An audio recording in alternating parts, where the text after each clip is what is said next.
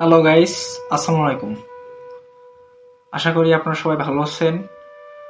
আমি Rajin, Lanzhou জেইটং university থেকে language প্রোগ্রামে পড়াশোনা করতেছি।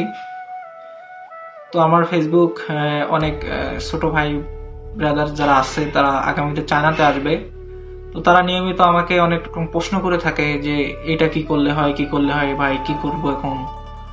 তো আজকে ওই রিলেটেড একটা ভিডিও বানাইতে চাই যে আমি চায়নাতে আসার পরে বা আসার আগে যে মিস্টেক গুলা করছি ওইগুলো যেন আগামীতে যারা নিউ কামার চায়নাতে আসবে তারা যেন এই ভুলগুলা না করে, সেই তার উপরে এই ভিডিওটা আর কি।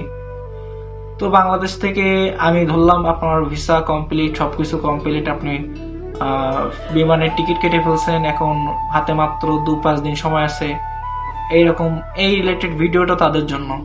হ্যাঁ, তো যে প্রথম যে মিস্টেকটা হয় সেটা হচ্ছে অনেকে আমরা হচ্ছে ভাবি যে আমরা যেদিন বিমানে উঠবো সেই দিন হচ্ছে এয়ারপোর্ট থেকে বাংলাদেশি টাকা এক্সচেঞ্জ করে চাইনা টাকা আরএমবি নিব।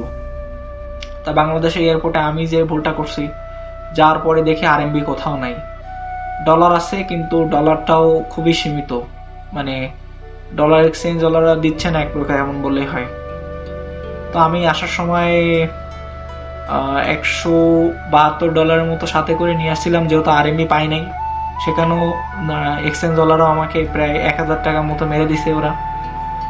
তারপরে বেইজিং এয়ারপোর্টে আমি যেহেতু লাভি, ওইটা ইন্টারন্যাশনাল, যেহেতু বেইজিং চায়নার আর রাজধানী, ওইখানে লাভার পরে আমি এক্সচেঞ্জ করি, ওখানেও কিছু টাকা আমার মাইর যায়।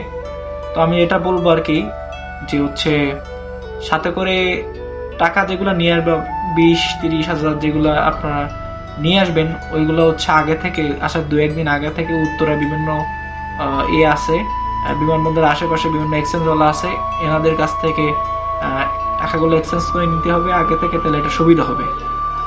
আর বিমানে ওঠার তো প্রসেসিং সবাই জানে, টুকটাক যে কাজগুলো আছে, কেন্টিনিং আছে, এগুলো তো করতে হবে। আর চায়নাতে আসার পরে আসার আগে আরেকটা কথা, যে কেউ দয়া করে কেউ বাংলাদেশ থেকে কার্ড নিয়ে আসবেন না, যেটাতে হচ্ছে বাংলাদেশি টাকা নিয়ে আসবে। অনেকে কি করে বাংলাদেশি টাকা অনেক ডুয়েল কারেন্সি কার্ড নিয়ে আসে, আমিও এটা ভুল করে ফেলছি। এখানে ডুয়েল কারেন্সি কার্ড নিয়ে আসছিলাম, ওইটাতে টাকা উইথড্র করতে পারি নাই, দেন কার্ড আবার বাংলাদেশে পাঠাইতে হয়েছে। তো যেটা করতে হবে, টাকা কার্ডে না নিয়ে আসা হচ্ছে বেটার হবে এটা। কারণ আপনি কিছু টাকা সাথে করে নিয়ে আসেন, 20-25 হাজার 30 হাজার সাথে মতো চলার মতন, দেন আপনি আসার পরে এখানে চায়না আসার পরে যে অ্যাকাউন্ট ক্রিয়েট করবেন, আপনার ব্যাংক অ্যাকাউন্ট তো অবশ্যই খুলবেন, ওইটাতে হচ্ছে আপনার ওয়েবসাইটের সাথে অ্যাড করবেন করে। বিভিন্ন রকম এক্সচেঞ্জ ওয়ালা আছে যারা হচ্ছে বাংলা টাকা নিয়ে হচ্ছে চায়না টাকা করে দেয়, বিশ্বস্ত লোক আছে, তাদের মাধ্যমে এটা করতে হবে। তারা হচ্ছে আপনার ওয়েবসাইটে বা আলিপেতে অ্যাকাউন্টে আপনার ওই টাকাগুলো আরএমবি পাঠাই দিবে। তো এটা হচ্ছে একটা ভালো ওয়ে। আর যে কাজগুলো করতে হবে, অনেকে শুনতে চান যে ভাই চায়নাতে আসার পরে কোনো ঝামেলা আছে কিনা।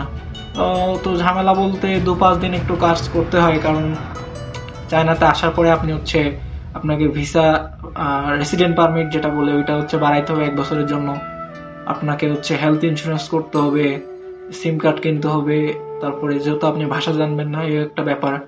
আর আসার আগে আপনি হচ্ছে বাংলাদেশ থেকে আপনার গুগল যে ট্রান্সলেটর আছে, ওইটাতে হচ্ছে বাংলা, তারপর চাইনিজ, ইংলিশ, এই সকল ভাষাগুলো আগে থেকে ডাউনলোড করে রাখবেন, যেগুলো হচ্ছে আপনি টুকটাক কাজে কাজে লাগাইতে পারবেন চায়নাতে আসার পরে। এয়ারপোর্টে নামার পরে ট্রান্সলেট করে ওনাদের দেখাইতে পারবেন চায়না মানুষদের। কারণ ওনারা ইংলিশ বোঝে না ভাই, পুলিশরাও ইংলিশ বোঝে না, অফিসাররাও ইংলিশ বোঝে না, সবাই চাইনিজে কথা বলে। তো এটা যদি হয় অনেকটা সুবিধা হবে। আর হচ্ছে খাওয়া দাওয়ার অনেকে প্রশ্ন করতেছেন যে কেমন খরচ হয়। এখন ভাই খাওয়া দাওয়ার খরচ এক একজনের এক এক রকম। যদি হচ্ছে আপনি নিজে রান্না করে খান একরকম খরচ, আপনি যদি ক্যান্টিনে খান একরকম খরচ, আপনি যদি সিগারেট আর অন্যান্য যে সকল মাদক এগুলো আছে এগুলো যদি আপনি খেয়ে থাকেন, এর জন্য একরকম একটা খরচ হইতে পারে। তো আলটিমেটলি আগামী একটা ভিডিও আনবো যেটাতে হচ্ছে চায়নার জিনিসপত্রে কেমন দাম। অলরেডি আমার ফেসবুকে একটা পোস্ট করা আছে, চায়নার একটি সুপার শপের ভিডিও আছে, ওইটাতে জিনিসের দামগুলা কেমন আপনারা এখানে দেখতে পারবেন। আর হচ্ছে দেশ থেকে আসার সময় আপনি যদি ঝামেলা কম পোয়াইতে চান, তাহলে দু এক পিস থালা বা এরকম আপনি হচ্ছে বাটি চামচ কিছু নিয়ে আসতে পারেন যদি আপনার ভালো লাগে। আর যদি না চান যে এখানে এসে কিনবেন, কোনো ব্যাপার না, কিনতেই পারেন। তবে আপনি যদি ঝামেলা কমাইতে চান তাহলে দেশ থেকে আপনি নিয়ে আসতে পারেন। আর হচ্ছে ভিপিএন, অনেকে ভিপিএন এর কথা বলেন, তবে আমি হচ্ছে কাউরে ভিপিএন সাজেশন করতেছি না, যে চায়নার এক এক প্রভিন্সে এক এক রকম ভিপিএন চলে। কোনটা এক প্রভিন্সে কাজ করে, অন্যটা অন্য প্রভিন্সে সেটা কাজ করে না। তা আমি বলবো পেইড ভিপিএন ইউজ করা অনেক ভালো। আর যদি দু একদিন কাজ চালাইতে চান যে আসবো চায়নাতে লাগার পরে, তাহলে আপনি কিছু ভিপিএন আছে, যেমন গো ভিপিএন আছে, লেটস ভিপিএন আছে, এই ভিপিএন গুলো টুকটাক কাজ করে। আর আপনি চায়না আসার পরে অবশ্যই আপনাকে তো পেইড ভিপিএন ইউজ করতে হবে, কারণ ভিপিএন ছাড়া আপনি গুগল, হোয়াটসঅ্যাপ, ফেসবুক, আপনার ইনস্টাগ্রাম, এগুলা তো চালাইতে পারবেন না। আপনি এগুলো চালাইতে গেলে ভিপিএন লাগবে। আর আপনি হচ্ছে যদি ফ্রি ভিপিএন চালাইতে চান, তো ওটাতে শুধু অ্যাড দেয়, ওই অ্যাডটা আপনি তো ভাল লাগবে না, আপনার কিছুক্ষণ পরে আপনার অস্বস্তি বোধ হবে। তো সাজেশন করবো যে হচ্ছে পেইড ভিপিএন কেনার জন্য। আর পেইড ভিপিএন কেনার জন্য আমাদের কাছেও কিছু মানুষ আছে যারা খুব কম দামে পেইড ভিপিএন বিক্রি করে। যদি প্রয়োজন হয় জানাবেন অবশ্যই।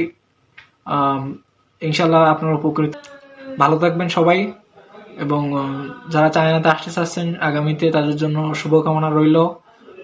সকল কাজগুলা ভালো রকম ভাবে সম্পন্ন করুন ইনশাল্লাহ।